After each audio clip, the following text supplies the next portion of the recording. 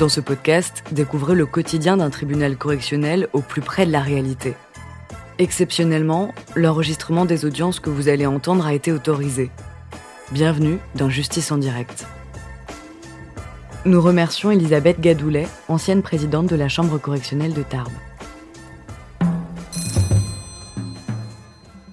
L'audience est ouverte, vous pouvez vous asseoir.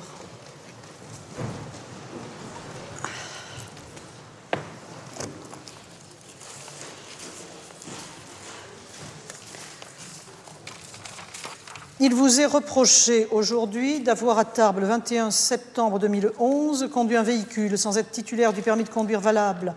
Avec cette circonstance que vous vous trouviez en état de récidive légale, il vous est reproché également d'avoir à Tarbes, donc le 21 septembre 2011, pris le nom de votre frère Yasser, dans des circonstances qui ont déterminé ou qui auraient pu déterminer contre lui des poursuites pénales.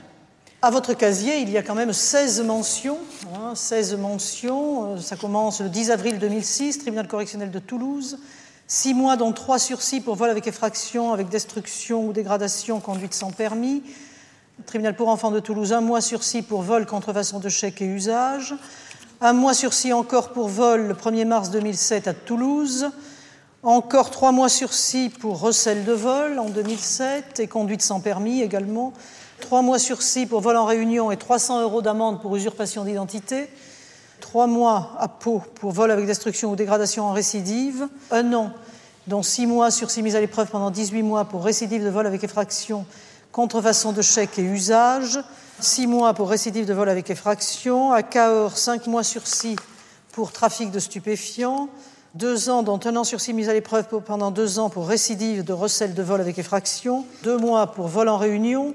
6 mois pour récidive de vol en réunion, conduite sans permis et sans assurance, et 1 mois également pour usurpation d'identité. Le 14 octobre 2010, le tribunal correctionnel de Toulouse vous a condamné à 8 mois pour conduite sans permis, à 2 mois pour récidive d'usurpation d'identité, et le 7 juillet 2011, la Chambre de l'application des peines de la Cour d'appel de Toulouse a révoqué totalement le dernier sursis avec mise à l'épreuve qui subsistait à votre casier. Voilà, alors les faits, vous avez été contrôlé au volant d'une voiture à 0h30 et vous avez présenté une carte d'immatriculation algérienne délivrée par le consulat d'Algérie au nom de votre frère Yasser. Vérification effectuée, votre frère avait son permis de conduire annulé et 3 fiches d'exécution des peines qui ont entraîné votre incarcération à la maison d'arrêt et c'est seulement le lendemain que vous avez dit, en réalité, je ne m'appelle pas Yasser, je suis Mohamed. J'ai cru qu'il avait le permis de conduire, donc j'ai pris l'identité de mon frère, mais moi, je me suis évadé de la maison d'arrêt de Carcassonne. C'est cela. Oui. Alors, il y a une chose qui m'interroge quand même. Comment se fait-il que vous aviez en votre possession la carte d'immatriculation algérienne de votre frère ? C'est compliqué, madame, si je devais raconter tout, je sais pas si je vais avoir le temps, parce que c'est assez long. Faites un résumé. Madame Agençon connaît un peu l'histoire, voilà, si je peux en parler, si vous voulez, en fait, à la base, si vous voulez, moi, j'étais scolarisé à lycée Champollion à Figeac, j'étais en terminale BEP électronique, j'étais victime d'un enlèvement et de séquestration à l'âge de 18 ans. Donc, du coup, j'ai été déstabilisé, à partir de 2006, je vous parle. Donc, à ce moment-là, moi, si vous voulez, j'étais délaissé par un système judiciaire qui, à mon encontre, a été assez lent parce que, si vous voulez, moi, j'ai pas pu regagner la scolarité et ni le domicile familial. Et donc, je me suis retrouvé un peu à la rue, quoi. C'est là que j'ai commencé à toujours commettre des vols. Je vous demandais pourquoi vous aviez la carte d'immatriculation de votre frère. Mais je vais venir, je vais vous expliquer. Ça va arriver, ne vous inquiétez pas, parce que c'est assez long. C'est pour ça qu'il faut partir du début, parce que si je vous dis... Allez-y, continuez, alors que je ne vous interromps pas. Mais du coup, moi, je me retrouvais dans la rue, j'ai fait énormément de conneries, je reconnais. Moi, dans ma tête, c'était, tant que l'affaire n'avait pas passé en justice, parce que mon avocat, Maître Etelin, à Toulouse, il me garantissait une indemnisation par rapport aux dommages que j'avais subis, il me garantissait une indemnisation qui me permettrait de reprendre un nouveau départ. Moi, dans ma tête, c'était tant que l'affaire passe pas en justice, voilà, je m'en fous, quoi, un peu. Je m'en foutais un peu de conduire sans permis, d'être en prison, d'être là ou là, parce que je me disais, le jour où je vais être indemnisé, je vais pouvoir quitter la région midi-pyrénéenne pour éviter des représailles, bien sûr, et par la suite, prendre un nouveau départ, reprendre ma scolarité, me permettre de me soigner, parce que j'ai des soins encore à faire aujourd'hui, à l'heure où je vous parle, et ces soins sont justifiés sur expertise et sur document. Ah oui, non, mais... Je ne dis pas ça comme ça. Non, J'attends parce que je vous à chaque fois, je arriviez le au dis. fait. Voilà, je vous explique. Moi, si vous voulez, j'ai été victime d'enlèvement de séquestration en 2006, madame la juge, si vous voulez. J'ai été expertisé en 2010. La Cour d'appel de Toulouse a désigné une expertise psychiatrique. Je ne vais pas juger les autres Non, faits. non, mais je vous explique pourquoi je me suis évadé, parce que je vais vous expliquer tout ça après. Ça justifie tout. Donc, du coup, moi, si vous voulez, j'ai été expertisé en 2010. Donc, quand j'ai été expertisé, on m'a dit voilà, monsieur, vous avez des problèmes psychiatriques, vous avez des soins à faire, il faut les faire. Je justifie une incapacité permanente psychique de 5%, mais permanente. Je dis bien, il n'y a pas de date de consolidation sur une incapacité permanente. Et sur le Code de santé publique, vous savez très bien que toute personne atteinte d'une incapacité permanente doit être considérée comme handicapée. Bien. Je ne vous raconte pas ça comme ça. C'est sur le Code de santé publique. Très bien, oui, non, mais le rappel des Donc, textes voilà, intéresse au moi, tribunal. vous me considérez comme une personne handicapée à ce jour. Et pour tous les délits que j'ai commis, comme le stipule, parce que je l'ai noté, parce que c'était un peu compliqué, parce qu'il faut bien que je prépare ma défense, madame, si vous me le permettez, article 122.1 du Code pénal, n'est pas pénalement responsable la personne qui est atteinte au moment des faits d'un trouble psychique ou neuropsychique ayant aboli son discernement ou le contrôle de ses actes. Moi, je nie pas les actes que j'ai commis. Je sais que j'ai commis des délits et tout. Monsieur, pourquoi étiez-vous en possession de la carte d'immatriculation du véhicule de Je vais y arriver, madame la juge, si vous me permettez. Si vous me permettez. Donc moi, si vous voulez, à ce moment-là, comme aujourd'hui encore, je suis toujours touché par cette histoire. Parce qu'il n'y a toujours pas de soins, je souffre de douleurs constantes. J'ai eu le docteur, je lui ai dit, écoutez, voilà, j'ai un problème de respiration. Ça fait 4 ans que je suis comme ça. Je ne savais pas, je ne me rendais pas compte. Maintenant, je comprends pourquoi j'ai été impulsif sur certains délits que j'ai commis. Ça m'a peut-être pas totalement poussé à commettre ça, mais ça y est participé. Et vous ne pouvez pas le nier parce que c'est justifié sur expertise. Est-ce que c'est à cause de cette impulsion que vous aviez sur vous le certificat moi, d'immatriculation de votre frère? Je vais venir. Moi, si vous voulez, par la suite, si vous voulez, j'ai commencé à faire des démarches à l'hôpital de Toulouse. Donc, on est le 15 décembre 2010, là. Nous prévoyons de réaliser ce geste chirurgical dans le courant du mois de mars 2011. Donc moi, j'ai été incarcéré en janvier 2011. Donc peu avant cette opération. Moi, quand je suis arrivé en détention, je dis voilà, il faut faire transférer, j'ai une opération à faire et tout là. Ça n'a pas été fait. J'ai dû procéder à des actes de mutilation. Je ne vais pas vous dire ça comme ça. C'est justifié sur mon dossier médical qui est actuellement en prison. Donc du coup, voilà, j'ai été vu par un médecin urgentiste. Je lui ai expliqué que voilà, j'ai des problèmes de respiration, j'en pouvais plus. J'ai pris un couteau, je me suis mutilé le nez, Bon, bref. Tous les jours, je prends un couteau, j'essaie de me redresser la paroi osseuse. Là, je ne sais pas ce que j'ai foutu. Moi, je ne mens pas. Je l'ai monté jusqu'au cerveau, le couteau. Comme ça, j'essaie de... Pourquoi? Parce que j'en ai marre. J'arrive pas à dormir, j'ai des problèmes d'insomnie. Je dors pas. On ne peut pas me soigner. Qu'est-ce que je fais? On m'enferme dans une cellule, je me retrouve tout seul, moi et ma santé. Moi et mes douleurs. Qu'est-ce que je fais? Là, vous étiez j'essaie dehors, de me soigner. quand ça s'est passé. Non, mais je vous explique. Après, moi, qu'est-ce que j'ai fait? J'en avais marre d'écrire aux médecins, de péter les plombs, de m'embrouiller avec eux. Qu'est-ce que j'ai fait? J'ai fait quoi? J'ai demandé une permission. J'ai vu à la télé qu'il y avait... J'avais vu une émission, si vous voulez, sur qu'on pouvait réaliser un geste, on pouvait faire une opération dans un autre pays, là, c'était Prague, je crois. En fait, c'est cette émission qui a poussé mon état psychique à me préparer à ça. Moi, dans ma tête, c'était quoi? Je sors, je vais me soigner, je reviens, je me range, je leur ai dit, écoutez, voilà pourquoi je me suis évadé. Je me suis soigné. D'accord. Maintenant, je suis propre. Mettez-moi en prison. Maintenant, vous êtes évadé, vous êtes en voiture à 0h30. Voilà, j'explique pourquoi je roule toujours en conduite sans permis. Pourquoi je roule toujours sans permis? Parce que, si vous voulez, moi, j'ai un problème, c'est que je suis atteint d'une pathologie qui est prescrite là-dessus. Si vous voulez, je suis atteint d'une pathologie, j'ai un syndrome d'évitement. Si vous voulez, j'ai un syndrome d'évitement et d'isolement par rapport à ça. C'est ce qui est décrit dessus. C'est pas moi, c'est des experts psychiatriques. Parce que voilà, vous allez peut-être prendre pour un fou, mais ce que je vous dis, c'est vrai. Donc du coup, moi, ce que je fais, conduis toujours sans permis, parce que quand j'arrive pas à marcher dans la rue. Parce que j'arrive pas à marcher dans la rue. Je vous jure, madame, c'est vrai. J'ai pris une endettière. Pourquoi j'ai pris le passeport à mon frère? Bon, excusez-moi, pour la longueur de la réponse. Excusez-moi, madame, hein, parce que mais, franchement, ça me fait du bien de m'exprimer. Je vous jure. Parce que même des psychiatres, je demande à parler avec un psychiatre, un psychologue, il n'y a pas de psychiatre, il n'y a pas de psychologue. Donc dès que je parle à quelqu'un, dès que je vous vois... Allez-y, je vous écoute. Après, voilà, après, si vous voulez, moi, si j'ai pris le passeport à mon frère, pourquoi? Parce que moi, je ne vous mens pas, je voulais circuler avec les papiers à mon frère, je pensais qu'il avait le permis, je voulais aller à Prague. Et alors, vous l'avez pris comment, ce passeport de votre frère? Je suis allé à la maison et j'ai pris ses papiers. Oui, à la maison, je vais voir moi, j'ai pris ses papiers, j'ai rien dit. Et puis vous avez en même temps complété un certificat de cession qui pose question quand même. Parce que le jour même à 8h, donc le jour où vous avez été interpellé, le 21 à 0h et quelques, et le 20 à 8h du matin, vous avez rempli, ce qui est un petit peu curieux quand même, un certificat de cession de ce véhicule qui vous appartenait. Vous l'avez cédé à votre frère et vous avez barré la carte grise avec mention « vendu sans mettre de date ». Pour quelle raison? Je m'attendais à un contrôle. Et voilà, il ne fallait pas que la voiture vous appartienne. Bah oui, parce que quand on conduit sans permis, à l'heure actuelle, on confisque de façon obligatoire le véhicule. Alors, il valait mieux qu'il ne soit plus à vous. C'est ça? Si vous vous attendiez à un contrôle, vous me dites. Non, pas du tout. J'ai fait ça pour... Je sais pas, j'ai fait ça comme ça, quoi. Je sais pas. Mais en réalité, il vous appartient toujours, alors, ce véhicule? Non, maintenant, elle est vendue, ça fait longtemps. Qui l'a vendu? Mes parents. Ben, il appartenait à qui, ce véhicule? À vous ou à vos parents? Mais il était au nom de ma mère, mais il était à moi. Alors, vous faites un certificat de cession de ce véhicule à votre nom et vous me dites qu'il appartenait à votre mère. Vous cédez le véhicule de votre mère.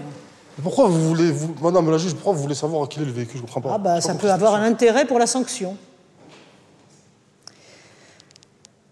Bien, et alors pourquoi tout... Vous saviez... J'ai pas compris, excusez-moi, j'ai pas compris. La sanction obligatoire de la conduite sans permis, c'est la confiscation du véhicule. Donc ça peut quand même présenter un intérêt. Non, parce que j'ai plein de fois fait attraper son permis et je sais pas, on m'a jamais pris la voiture. C'est pour ça, c'est nouveau, quoi, alors. Ah, ça date récent, du 15 mars 2011. Ah ouais, c'est récent, d'accord. Ah, c'est un peu plus récent. Oui, vous avez plusieurs condamnations. Je ne sais pas s'il y en a des postérieures. Au 15 mars 2011. Madame la juge, franchement, je suis un cas spécial. Il faut me mettre à part, si vous voulez. Il faut essayer de me mettre à part. Il faut regarder vraiment ce qui se passe. On vous met à part, en plus. Parce que ce que j'ai vécu, c'est pas tout le monde qui le vit. Ce que j'ai vécu, c'est pas tout le monde qui l'a vécu. Là, j'ai 25 ans aujourd'hui. J'avais 18 ans, ça fait 7 ans. Là, je sors en 2015. Là. J'ai pris 2 ans, vous n'avez pas mentionné encore. J'ai pris encore 2 ans qui sont tombés. Je sors en 2015, je vais avoir quel âge? Je vais avoir 28 ans. Je suis encore comme ça, je vais faire quoi en sortant? Il faut penser à ma réinsertion aussi. Il faut que je pense moi-même à ma réinsertion. Moi, je pense à me soigner. Parce que moi, je sais que je ne suis pas quelqu'un de bête à la base. Mais c'est juste que je suis perturbé. Et après votre bac que vous avez évoqué tout à l'heure, qu'est-ce que vous avez fait? Vous avez travaillé quand même quelques jours? Franchement, j'ai pas travaillé. Dans ma tête, j'étais toujours derrière l'avocat. C'est quand? Parce que l'avocat, il me dit, ça va mettre 1 an. Après, il me dit, ouais, encore 1 an. Après, encore 1 an. Après, encore 1 an. Moi, comme un con, j'étais toujours derrière lui en me disant, voilà, je m'attendais à... En fait, je me suis toujours fixé un nouveau départ par rapport à ça, dans ma tête. C'est pour ça que je réfléchissais à rien, quoi. Je vous jure, c'est vrai. Vous avez d'autres choses à dire sur les faits Bon, franchement, madame la juge, moi, vous me rajoutez encore une peine, ça ne va rien me faire. Moi, ce qui m'importe vraiment aujourd'hui, c'est ma santé.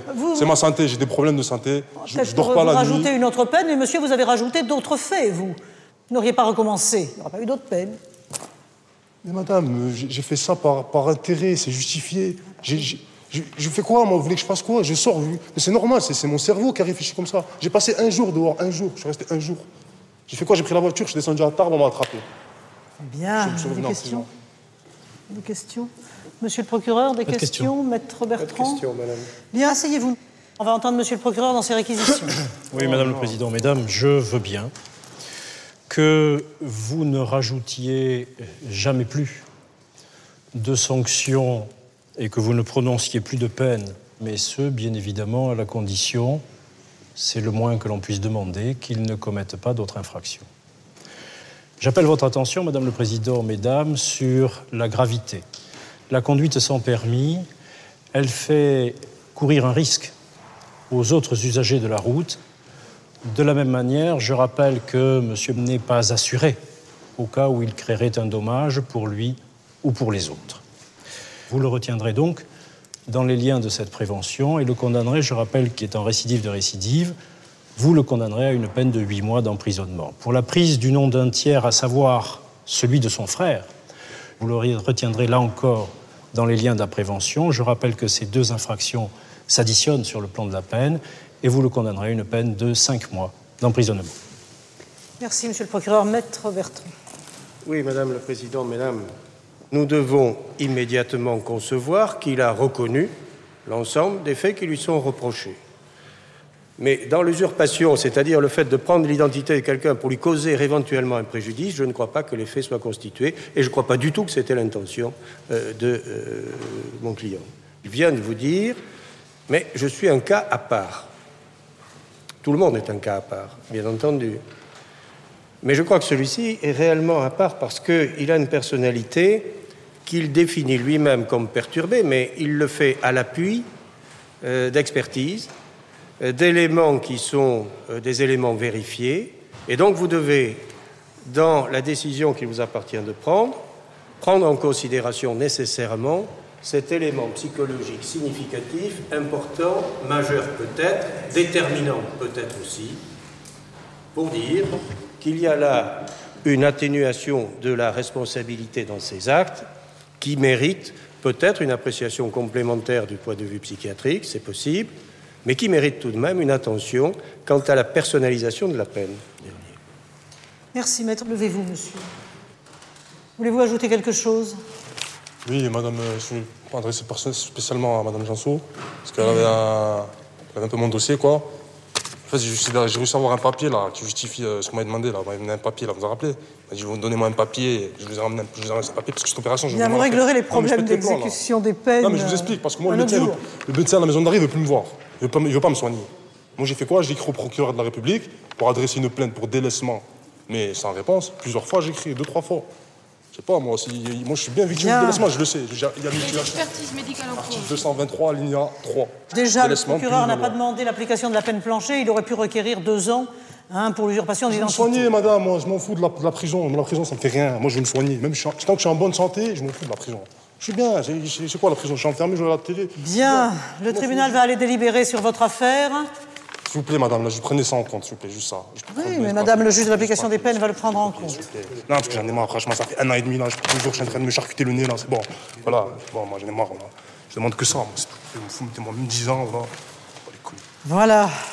L'affaire est mise en délibéré. Le tribunal va suspendre l'audience pour délibérer sur cette affaire. L'audience est reprise, vous pouvez vous asseoir. Il nous faudrait le prévenu. Voilà. Bien, par jugement contradictoire, le tribunal retient l'état de récidive légale pour l'usurpation d'identité. Le tribunal vous déclare coupable des faits reprochés, ainsi requalifiés, et vous condamne pour la conduite sans permis en récidive à 8 mois d'emprisonnement et pour l'usurpation d'identité en récidive à 2 mois d'emprisonnement. Eh bien, l'audience correctionnelle est levée.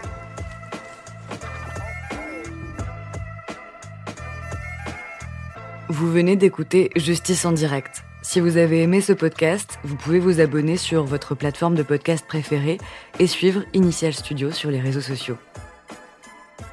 Justice en direct est une coproduction Initial Studio et Morgane Productions. Ce podcast est une adaptation de la série documentaire En direct du tribunal, produit par Morgane Productions, écrit par Samuel Luret et réalisé par Karine Astier. Production exécutive du podcast Initial Studio. Production éditoriale du podcast Sarah Koskiewicz. Montage Victor Benabou. Musique La Grande Table. Illustration Paul Grelet. Avec la voix de Pauline Josse.